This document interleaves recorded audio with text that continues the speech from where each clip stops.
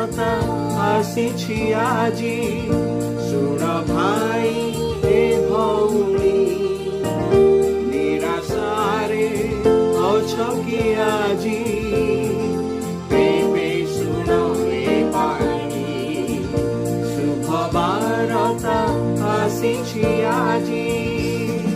ସରଗର ଏ ବାରତା, ପ୍ରେମର ବାରତା, ସତ୍ୟମୁଖୀର ବାରତା, ପରିତ୍ରାଣର କଥା। ଶୁଭ ବାରତା ଆସିଛି ଆଜି। ପ୍ରିୟ ଶ୍ରୋତା ବନ୍ଧୁ, ପ୍ରଭୁ ଶ୍ରୀଖ୍ରୀଷ୍ଟଙ୍କ ପବିତ୍ର ନାମରେ ଆପଣଙ୍କୁ ଶୁଭେଚ୍ଛା।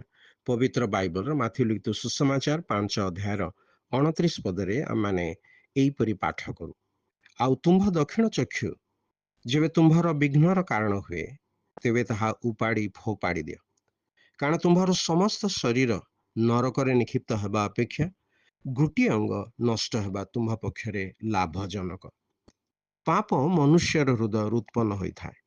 ମନୁଷ୍ୟ ନିଜର କାମନା ଦ୍ୱାରା ଆକର୍ଷିତ ହୋଇ ପାପ କରିବାକୁ ସୁଯୋଗ ଅନ୍ୱେଷଣ କରେ, ଆଉ ଯେତେବେଳେ ସୁଯୋଗ ପାଏ ସେତେବେଳେ ସେ ପାପ କରେ।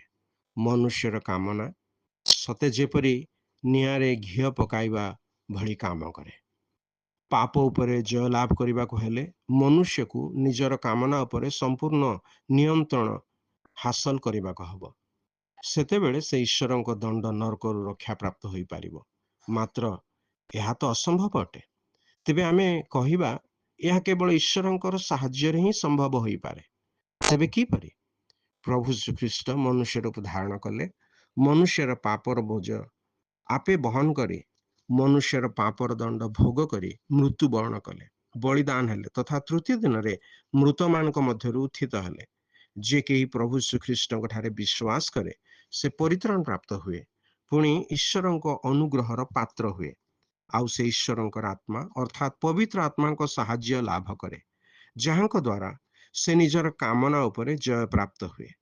ଦକ୍ଷିଣ ଚକ୍ଷୁ ବିଘ୍ନର କାରଣ ହେବା ଅର୍ଥ କାମନା ହେତୁ ପାପ କରିବା, ଆଉ କାମନା ଉପରେ ନିୟନ୍ତ୍ରଣ ପ୍ରାପ୍ତ ହେବା ଅର୍ଥ ସେହି ଅଙ୍ଗ ନଷ୍ଟ କରିବା ଅଟେ, ଯାହା ମନୁଷ୍ୟ ନିମନ୍ତେ ନରକର ଦଣ୍ଡର କାରଣ ହୋଇଥାଏ।